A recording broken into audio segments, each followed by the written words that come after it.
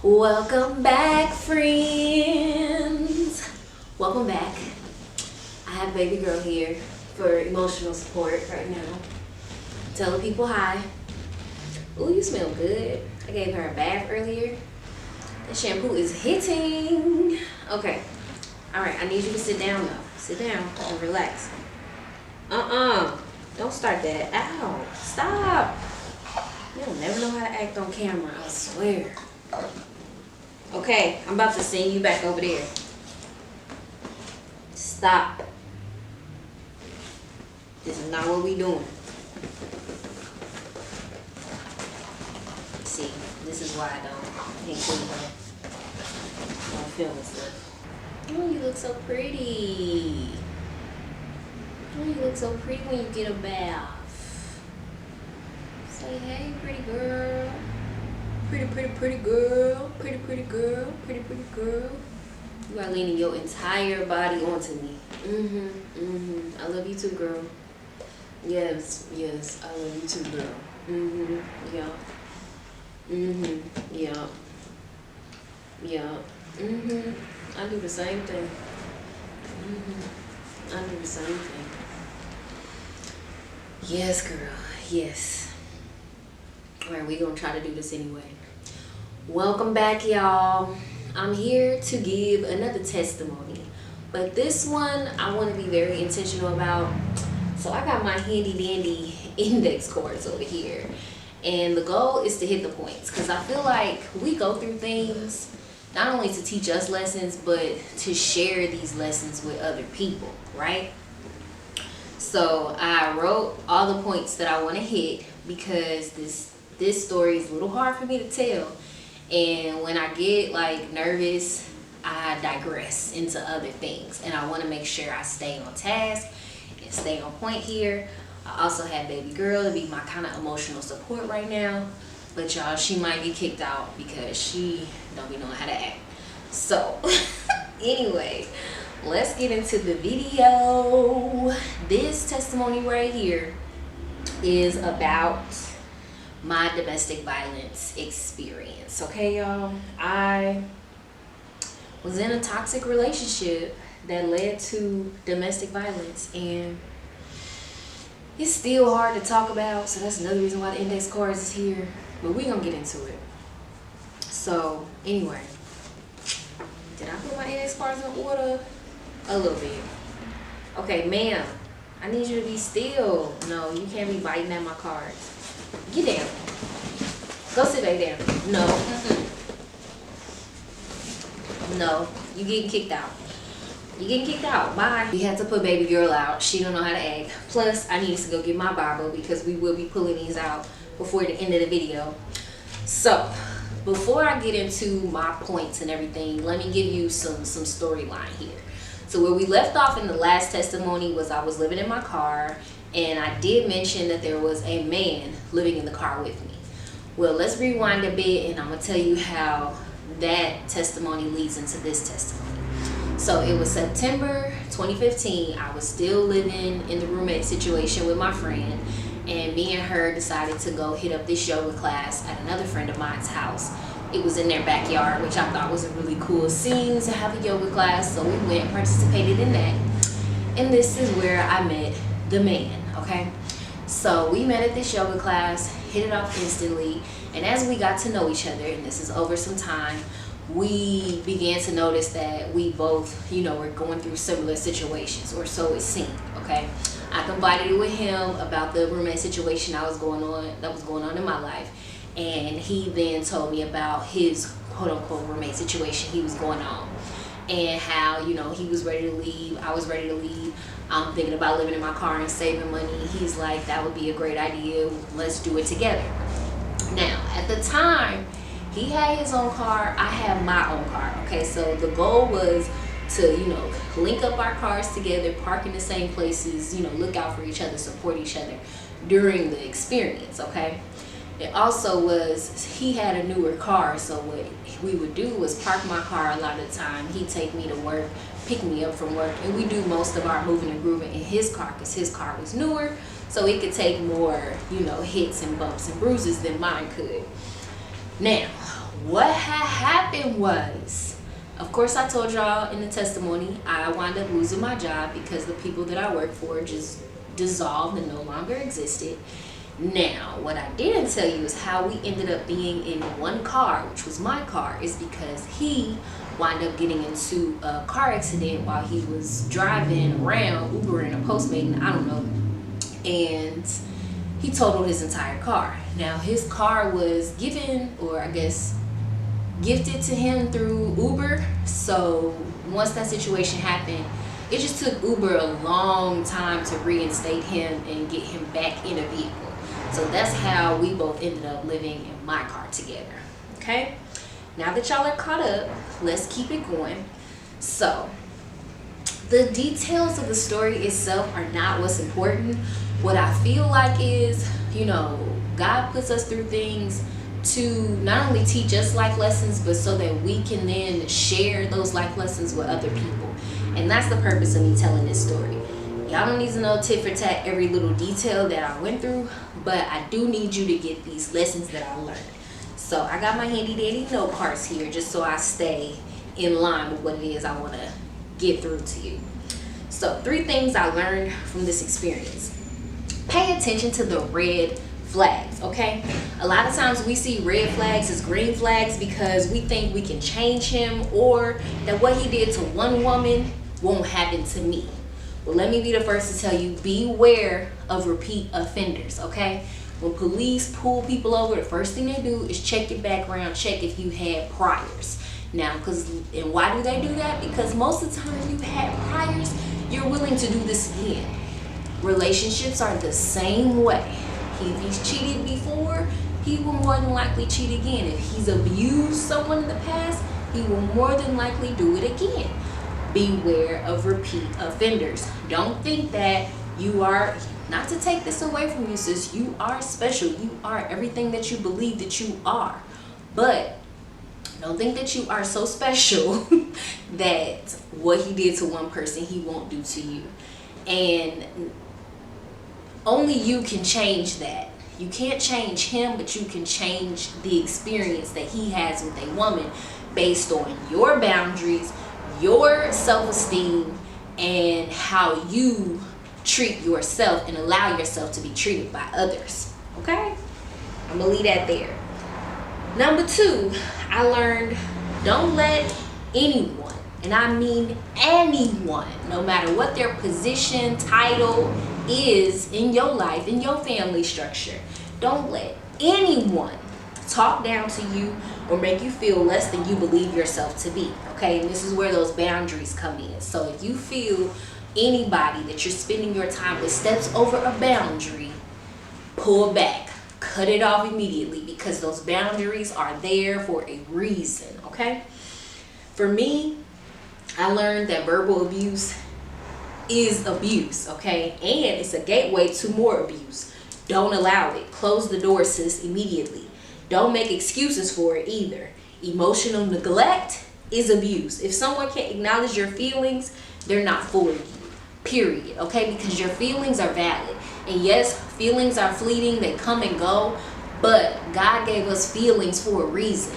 And women especially, our feelings are 99% of the time connected to our wisdom, intuition, discernment. So if you feeling some type of way about something somebody has said around you, on a spiritual level, it did do what you felt like it did. You know what I'm saying? If you know what I'm saying, then you know what I'm saying. If you don't, it's really hard to explain. But I'm gonna leave that there. Number 3, don't be prey out here, okay? They prey on a type of woman. Insecure, low self-esteem, no support system. You know what I'm talking about. So don't be prey, sis. Don't allow yourself to be prey. Have boundaries. Love yourself. Understand your worth and what you have to offer, your value here. And don't allow anyone to treat you less than love. And if you don't know what love is, find out for yourself. Love on yourself. Be in a relationship with yourself. Be in a relationship with God. And if those people around you don't reciprocate that energy, aren't giving you that reflection of how you treat yourself and how God treats you, then they don't need to be in the circle, sis, not any type of way. And this is what I learned, because I was insecure, I had low self-esteem, I had no support system. So I was prey out here, okay? I was the perfect victim at the time. And that's just what I want to say about that. Whew, get a little emotional, so we're gonna move on. Now, let's get into what details I do think are important, and I'm gonna talk about the 3 times I was physically abused. So like I said, it started, like I was saying, verbal abuse is abuse. It started with verbal abuse. Every day he would just chisel away at me with words of discouragement, with just making me feel less than, you know, who I thought myself to be. And I allowed it because verbal abuse is just like my normal, you know. Like I say this to people all the time, like a lot of people think they're acting in love, but they're really acting in hate. And a lot of people think love is hate and hate is love. So I've had a lot of people in my life, both family and friends, that were really acting in hate and it was disguised as acting in love. So for that reason, I developed a tolerance for abuse, because that's just what I thought love was at the time. I've learned different now, but that's how I became the prey. So it was a lot of verbal abuse, and that verbal abuse is, like I said, is a gateway, what I feel like led to the physical abuse. So first time, I don't even remember what the situation was, and of course time has passed now. We've been living in the car together, we've been doing Postmates together, we've been, you know, doing all the things. Now, where it started to get real was, it was hard for, of course, both of us to do our Postmates in one car. So either he would make money one day and I wouldn't, or I would make money one day and he would. And it became a little bit of a competition in his eyes, not mine. And he wanted to see me down and him up most of the time. So he would be making sure he made his money, but I wasn't always having my money, right? And when I did try to do things to make sure we both was taken care of, it would be a problem. And then of course I made mistakes too, because it was a lot of responsibility, you know, housing 2 people in my old used 2002 Mitsubishi Galant. So I would make mistakes. Like I think one time I was, you know, helping him with his Postmates, and I wound up going to the wrong location for delivery, and basically he got so many marks on his account that he wound up getting suspended. That was blamed on me. Literally everything that went wrong in his life would get blamed on me. So that's another red flag. If a man is not able to take responsibility for their actions, even if you led to some of it, like, okay, you did this, but I did this because I should have been doing, you know, my stuff myself instead of letting you do it. Like, you have to have a partner accept accountability for their faults, as well as being able to voice your faults. Like, criticism goes both ways. But anyway, so all of that led to this experience right here, where, again, I don't know exactly what happened, but I remember he hit me. I don't know exactly where. I think like on the top of my head or something. And then he pulled my hair. And I just was shocked. This was the first time anybody had ever put hands on me other than, you know, my mom when I'm getting whoopings. And so I'm in shock. Of course, the next thing I feel is tears. I'm crying. I'm sad. And I'm driving down the street, and, you know, the tears are starting to like overwhelm my face to the point where like I can't see. So I pull over, and miraculously I pull over in front of a church. I get out the car, I go sit right in front of the church and just cry my eyes out. Eventually I pull myself back together. I get back in the car, we drive to like the gym or the YMCA, wherever we were at the time, and, you know, just separate from each other. I do a workout, I take my shower, and when I'm in the bathroom, I like touch my hair and realize like my hair is falling out. Like a big clump of hair just was in my hands. And I was like, so either he pulled my hair so hard that it, you know, unloosed the roots and my hair is coming out, or I'm so stressed out in this situation that my hair is falling out.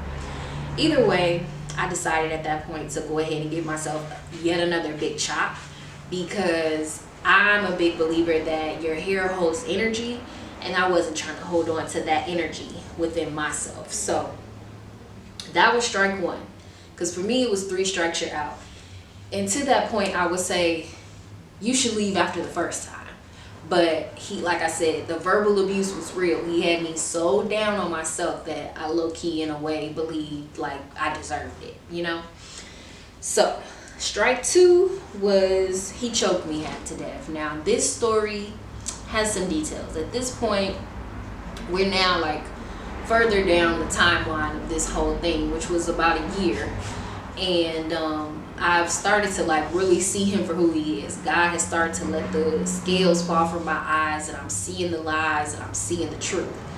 Now, the lies are, you know, we weren't in a relationship. I like to call it a situationship. So there was never like no ties or no titles as far as like girlfriend, boyfriend. But I did, you know, kind of draw the line of like, okay, if we're going to be like this whole friends with benefits situation, then I need you to at least not be messing around with other women. So lies. He was messing around with other women the entire time. Meanwhile, I'm isolated and I'm either with him or by myself. Now, when we get into this particular instance is he started messing with this girl that we both knew. I met her first, and me and her wound up doing like a video shoot together because she was a videographer. She wanted to do a video for me because at the time I was teaching a dance fitness class for the YMCA. I wound up getting a job there, and I'll talk about that in a second. But anyway, so she helps me with this video, and then as a result of our connection, she gets to know him, of course, because he's always with me. And then they start to, you know, develop a friendship together.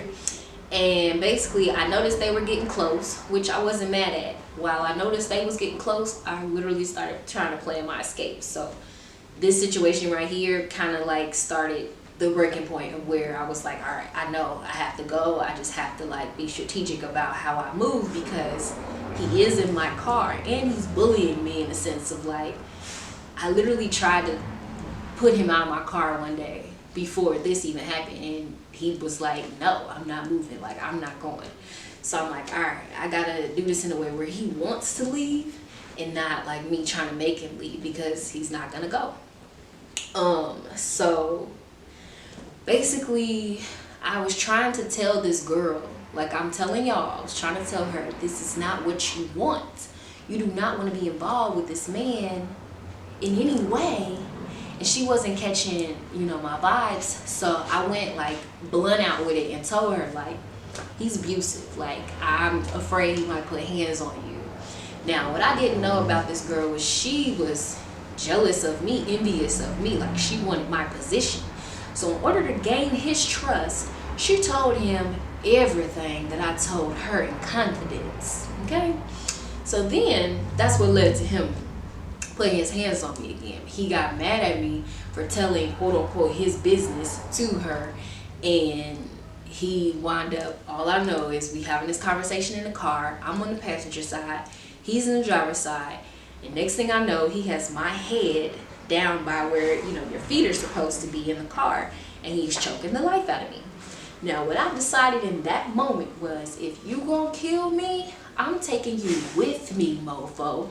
So since I'm flipped over, I put my foot on his neck, and as he's squeezing the life out of me here, I'm pushing my foot into his neck.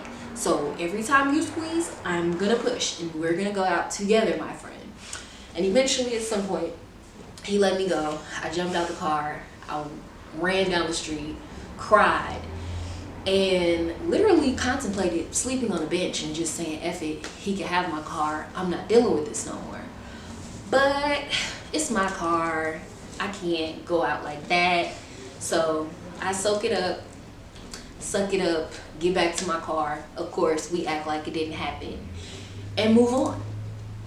Now, when we get to the third time he put hands on me, which 3 strikes you're out in this situation, I was now staying, or we were, you know, like staying at a friend's house, and we would take turns with the car.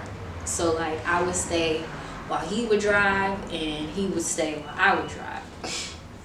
So I was taking night shift, he was taking day shift. But at this point, the girl that got me in the last situation, she's now out of town, so he doesn't have that outlet. And at this point, I've cut like all ties with him. Like, we're not doing anything like we used to, basically. So he's getting real nasty with me, to the point where I literally can see that there's a demon in him, and I want nothing to do with it.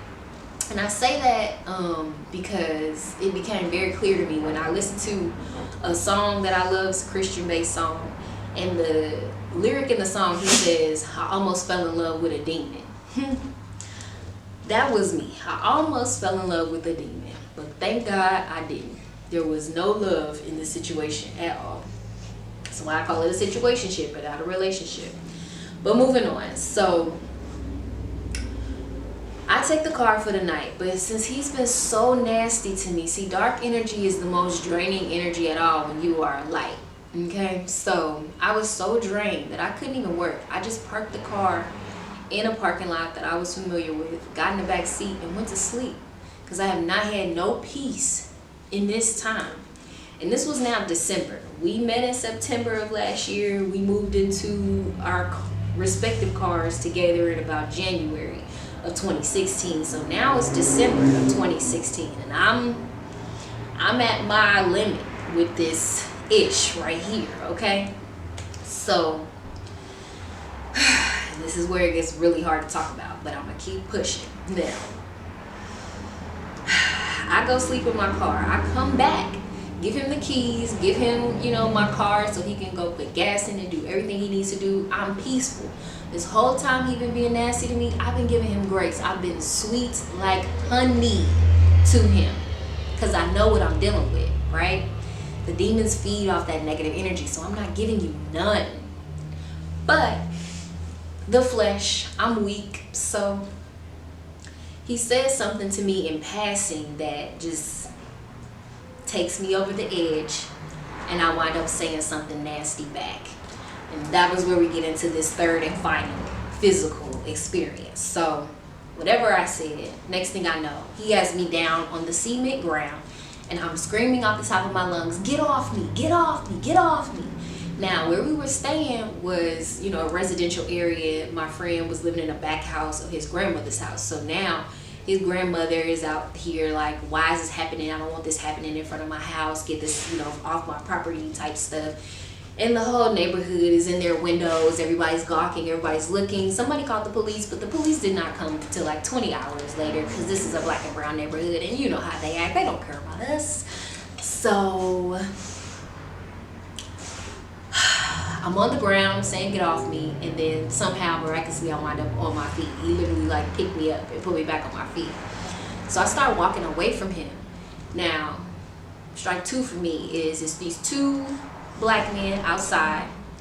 They're fixing a car, and so I'm walking to them because thinking I might get some type of support, and they literally say out their mouths, y'all need to keep that stuff in the house.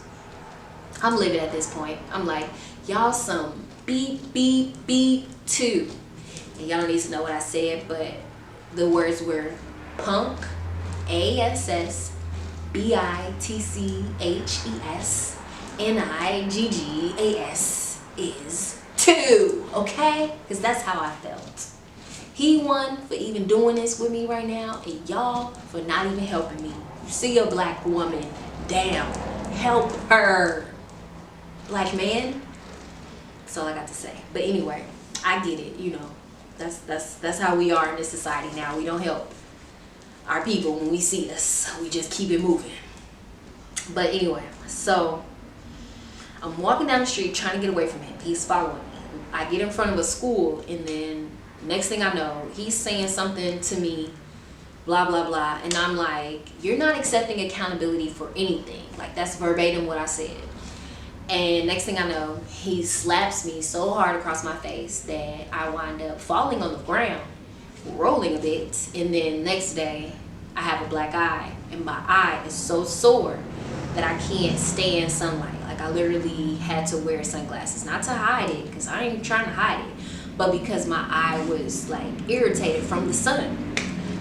which is terrible for me because I love the sun, okay? I'm a sunflower. So that was my last straw right there. 3 strikes, you out. I'm done. I literally got up, walked to the car, grabbed my purse, grabbed with my phone, whatever, you know, I could take, and I left. I was like, this is it. I'm done. Michael Jackson. And I walked to my job, which was probably like a 5 to 10 mile walk. It wasn't close, but it wasn't far. And when I get to my job, I called like the one friend I still had at the time, asked him if I could stay at his house for 2 weeks so I can get on my feet, which he literally only gave me 2 weeks. And in those 2 weeks, you know, I wound up being able to find a place where I could stay and just kind of get myself back together. All through that time, I'm like very intentionally healing myself. I'm dancing every day. I'm writing songs. I'm just doing anything creative that I could possibly do because art is therapy for me, and I know that I need healing. Okay?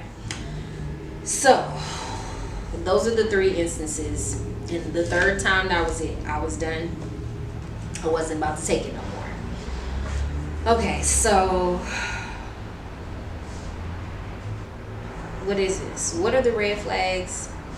How to avoid this type of relationship experience? Okay, so for me, the red flags were obvious, and I just chose to ignore them. I'm very big on giving people the benefit of the doubt, and sometimes that's just being naive, okay? We got to start calling these things what it is and accepting it, correcting ourselves, and walking in the correction with intention and confidence, okay? So his previous relationship, he made himself out to be the victim instead of taking responsibility for his actions. That should have been a red flag for me, but instead I just ate it up like cake and was like, you were the victim, poor you, boo boo, you know? Isolation. When a man tries to isolate you from friends and family, walk away, because you should not be his only world. Unless, you know, sometimes that's okay, but just no. Talking down to you, blaming you for his problems, lying to your face. God bless women with intuition. You know when a man is lying to you. Don't accept the lies, period. And you can avoid toxic relationships by not tolerating any of this behavior from someone who calls himself a man. Cut him off. You owe him nothing, period. Go sit back down. Nobody asked you to come over here. Nobody said nothing to you. Are you going to sit down and be still because you interrupted me? We're going to give you a trial again. Alright, so how did God heal me from this experience? God used me to heal myself. After that experience, I lost a lot of weight. All my life, I had been like a size 10 to 16. In this period of my life, in this season, I was dancing, I was fitness training, I was swimming, I was in the sauna, I was in the jacuzzi, stretching in the jacuzzi every single day after I left him. I got down to a size 6. Never ever been that size in my entire life, okay? I was so small, my family thought I was sick because they so used to seeing the unhealed me. They never knew what a healed Baja could look like and didn't really want to accept it, if I'm being real. But that's a whole nother story. We'll talk about that another day. God also used my husband to heal me. From the day I met my husband, he just gave off these like, you are safe, you are secure, you are loved vibes. And that's what I mean by like, the people around you should reflect God's love. They should be vessels of God's love and how God feels about you. If they're not heaven sent, they're hell sent. You need to leave them where they're at, period. So for instance, like the first time we had a date, so to speak, he cooked for me. And as soon as I walked into his house, it smelled like my grandma's house. And my grandma's house was, you know, my grandma was one of the best cooks I ever met in my life. So it was just good food and made with love. Like, it's nothing like it. And so when I walked in his house, I felt like a big hug. I smelled the food, the aroma, and I was just like, I was able to really like lay down my burdens. Just like how we do with God. See what I'm saying? He taught me how to play tennis, which tennis was great because it was a way for me to like release the rage that I had tapped into me from this whole experience. So tennis, I call tennis my anger management because that's exactly what it was. Because after that experience, I was just so livid. I was angry. Like the anger that I had left pinned up inside of me for so long, it was out and I couldn't put it back in. So he helped me get it out in a way that was productive versus destructive. That part. My husband became my support system. Like he literally is the support system that I never had. Like not only just like supporting me financially, but like listening to my ideas, listening to my dreams, and like believing in them the same way that I do. Like validating and affirming everything that I feel about myself. Like he sees me. Like when they say I see you, he see me, and I never experienced that before in my entire life. Somebody that really saw me for everything that I see myself to be and believe it like I do, sometimes even more. That was just new and a blessing. My husband made me be still and deal with my emotions and gave me time to do so. So like he saw me, he was like, you need to chill. Like don't work for nobody, don't do nothing. You just need to be still, pray, read your books, do whatever you need to do for you, but you need this time. And when I was ready to get back to work and ready to get back to life and doing the things that I like to do, he supported me even with that. But at that time, he was like, look, whatever you need, I got you. You just do what you need to do for you. Never happened to me before. Okay, remember I told y'all, I started working at age 12. I was paying rent my senior year of high school. Like I've always had to pay my way. And I'm not mad at that because that's how life is, right? Because of my experiences in my adolescence, I was able to help teach my friends in college who had lived off their parents their whole lives how to pay their own bills for the first time because they never got to do that until they came to college. Me, on the other hand, I had been doing that my whole kind of childhood, so I already knew the game and I was able to, teach them and share with them. So I'm not mad at it whatsoever, but to have a period where nothing is asked of me, and I mean nothing, okay, that was new, and that was very healing in itself. God also healed me through his word and through our prayer and like fellowship and time. Like this is why I always say it's so important to make sure you spend quality time with God. It's not just a quick prayer here. It's not just reading one quick scripture here. Nah, you gotta invest time in this relationship if you want there to be the type of rapport with him where when you pray for something, you get it right away, Because you'd be like, God, I've been praying. Do you hear me? He like, I've been hollering at you for a minute and you ain't been hearing me. And not that he petty, because remember, God's ways are not our ways, but it's still like, I need you just as much as you need me. So let me in if you want me to be a part of it. If you want my help, then you have to let me in. Just that right there, okay? So I'm gonna wrap this up.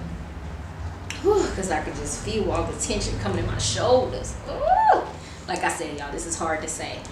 Baby girl knew and she just came and laid up right beside me. Thank you, baby girl. Thank you. I was trying to let her be on the couch, but she was doing too much. She was doing too much. So anyway, pull out your Bibles real quick.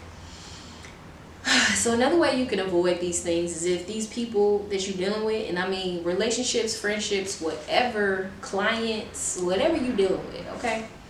When it comes to people, you want to deal with men, women that are of God, not of the world, okay?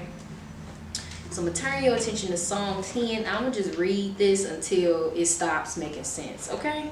Because I read it and I was trying to find like a specific scripture, and it just, as I kept going, I'm like, this is it. This describes him. So if this describes anybody that's in your life right now, in your circle right now, it's time to do some cutting off, okay? So it says, and I'm reading the King James Version because I love this Shakespeare talk, okay? But in any version, you'll get the same message, I'm sure. But it says, why standest thou afar off, O Lord? Why hidest thou thyself in times of trouble? The wicked in his pride doth persecute the poor. Let them be taken in the devices that they have imagined. For the wicked boasteth of his heart's desire, and blesseth the covetous, whom the Lord abhorreth. The wicked through pride of his countenance will not seek after God. God is not in his thoughts at all. His ways are always grievous. Thy judgments are far above, out of his sight. As for all his enemies, he puffeth at them. He hath said in his heart, I shall not be moved, for I shall never be in adversity. His mouth is full of cursing and deceit and fraud. Under his tongue is mischief and vanity. He sitteth in the lurking places of the villages. In secret places doth he murder the innocent. His eyes are privily set against the poor. He lieth in wait secretly as a lion in his den. He lieth in wait to catch the poor. He doth catch the poor when he draweth him into his net. He croucheth and humbleth himself, that the poor may fall by his strong ones. He hath said in his heart, God hath forgotten, and he hideth his face. He will never see it. Okay? Do that sound like somebody? Even if it was just a line or two, yeah, you need to reevaluate these people.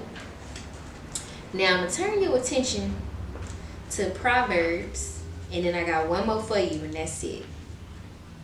I'm like, girl, you know where Proverbs is at. You do. It's Proverbs chapter 14, verses 16 through 17. I said 14. So right here it says, a wise man feareth and departeth from evil, but the fool rageth and is confident. He that is soon angry dealeth foolishly, and the man of wicked devices is hated. So again, describing what an abuser looks like. The same way they prey on a type, you can identify these people. Literally, the word gives you examples of what they look like, how they act, and be like, nah, no thank you. Period. Let them ask you for your number. No thank you. Let them, try to get to know you. No thank you. Like, just don't go that way. Don't go that way. Don't think that you'll have a different experience. You won't. That's all I'm saying. Now, on to a lighter note. Let's go to Psalm 119, and we're going to finish this off. Now, I can literally say out of my mouth that I'm grateful for this experience, because your afflictions bring you closer to God. I'm going to keep saying that. The things that you go through bring you closer to God. And this did exactly that, because during the time period that I met him, I was starting to veer away from my Buddhist faith, but I was on the fence. I had, both feet in. I was talking to God, but I would still go to the Buddhist temple and, do the rituals there. So God used this affliction to be like, I need you to stop playing with me, get off the fence, and get over here right now. And that's exactly what it did. So that's why I'm coming to Psalm 119, verse 67, where it says, before I was afflicted, I went astray, but now I have kept thy word. Okay? Before I was afflicted, before I got my butt handed to me, not once, not twice, but 3 times, because I'm a little hard-headed. That's the Taurus in me. We stubborn. Not that zodiacs mean everything, okay? But, we still letting go of some of these worldly ways, okay? God is still working on me, okay? But yes, stubborn in the sense of that. Once, okay. Twice, okay. 3 times, that's a wrap. I'm done. Don't be like me. Don't let it take 3 times. Don't let it take 1 time. Get the vibe off of the hello and hi and be like, nah, I'm good. No, thank you. Move on, okay? But I will say, again, before I was afflicted, I went astray. But now I have kept thy word. Yes, I will never go astray again. because I don't want to be left out in the wilderness like that. Thou art good and doest good. Teach me thy statutes. That was me after this. The proud have forged a lie against me, but I will keep thy precepts with my whole heart. Yes, that is me today. Their heart is as fat as grease, but I delight in thy law. Yes, praise the Lord, that is me. It is good for me that I had been afflicted, that I might learn thy statutes. And that's what it was about. The afflictions helped me learn that these type of people is not who you want to be around. Now that I have experienced this, I know what evil looks like. I know what a wicked man, woman, or child looks like. And I don't want nothing to do with it. As my husband says, you have to put people in a category. And once you know those categories, you know what you want to deal with, what you don't want to deal with. What you do want to invest your energy in, what you don't want to invest your energy in. You feel me? So I learned a lot from this experience. And I hope you learned something from me sharing this experience. Because it wasn't easy. I got a headache right now because I'm just like, too much. I've reached the threshold of sharing for today. So anyway, I hope you got something out of it. I'm sure I will share this testimony again in another way. But I'm only 7 years removed from it at this point that I'm talking. And so I can be honest and say I'm still healing from it. But I can't let that stop me from being the vessel for God that I'm intended to be and share. As far as I've gotten in my healing, this is what I want to share. And when I get a little deeper in it, y'all gonna hear me tell the story again, and it's gonna be told in a completely different way. And you're gonna get something else out of it then. But I'm not there yet. But I know that's where I'm gonna be one day soon. See, I'm glad I had these index cards because I was about to leave out a crucial point here. So it says, how did God help you during this affliction? Let me tell you, because God pulled up many times about his daughter, okay? First off, he gave me the strength when I was weak. Like, there were times when I would literally cry till I had nothing left. And then still had to get up, put on a good face and, like show up for myself and do what I had to do to just get to the next day. And it was literally God. Like, God used me as a vessel to keep moving because I, myself, could not. Period. God gave me discernment to see his lies for exactly what they were. When I finally started to let God in, like I said, the scales fall from my eyes and I was able to start to see the lies, and that was when I started to retreat and kind of bring my energy back from how I had been, distributing it out to him.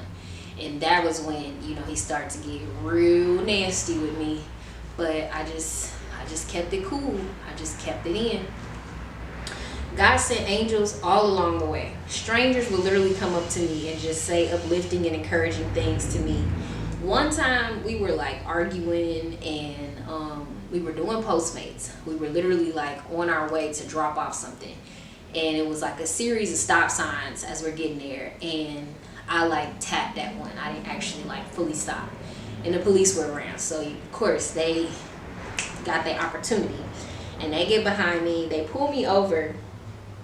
And he immediately starts to like just pummel me with, "You're so stupid. How could you not stop at that stop sign? Now we getting pulled over and I'm supposed to be dropping stuff off." Like, he was just going in on me. And the police actually like reprimanded him for the way he was talking to me. Pulled him out the car, put him in cuffs. It was like, you need to stop talking to this young lady like that. Like, that was God. That was God. Checking him for how he talking to his daughter, okay? Like, so many times where God like literally stepped in. Because it could have been more than 3 times he put his hands on me. That's how I know God was there. God healed me every step of the way. Because I should be way more traumatized than I am from this experience, okay? Like, I can literally make jokes about this experience now. Like, I told my husband, I was like, this is how I know I'm a beautiful flower. Like, this is how I know I'm a delicate flower. Because all he did was open hand slap me and I had a black eye. Okay, see, I wasn't built for this. I wasn't built for this type of abuse, this type of treatment at all. And I could laugh about that now, okay? I couldn't, wouldn't, and probably shouldn't, but that's just my sense of humor. Cause I gotta make some type of my name is Joy. I gotta make something out of nothing, no matter what. So he healed me every step of the way, and art is my therapy. I have so many outlets around me, like from the physical fitness at the YMCA, the pool at the YMCA. Like I told y'all, I was stretching in the jacuzzi. I came up with a whole like yoga routine for the jacuzzi, which was really helping me get to a whole new level of my flexibility that I had never tapped into before. What else? Dancing in parks, like just jumping out dancing. Like the one thing I will say is my creativity is linked to trauma, which is why now that I'm not like going through nothing and not to say I'm not going through nothing, but like my trials at this point in my life are not as intense as they were in a previous life. So like I find it hard for me to be as creative as I used to be because I'm not dealing with, you know, toxic energy and traumatizing experiences. So, but at that time, like instant, as soon as I heard a song, I could just go off, like go off. I didn't need any inspiration, motivation. It was just hear it, you vibing with it, bow. Like the creative levels were like, for me, were off the chain, like off the scale. What else? Jumping out dancing, songwriting. Like I could make a song off the top of my head. Nowadays I have to really think about it if I want to write a song. Like it was crazy. And that last time he hit me, God gave me the resolution to leave and never come back. Like God was like, look, if you done, I got you, don't worry. And it was really like that. Like I stayed with my friend for 2 weeks, and at the end of that 2 weeks, I didn't know where I was gonna go, what I was gonna do. God sent me an angel, and then I had a place to stay. And like it just kept happening like that. Like God kept sending me angels throughout that period of me getting back on. So with that, I'm gonna let you go. Thank you for listening to this here testimony of my life and times. And please subscribe to this YouTube channel where we'll be having vlogs, more testimonies, and just other things that I want to share, because I'm really, you know, wanting to open up and share my life with the people that I'm here to share it with. So thank you for being one of those people and tuning in and, you know, subscribing and liking and sharing and all the things. And I look forward to us talking again, friends. Till next time. Peace.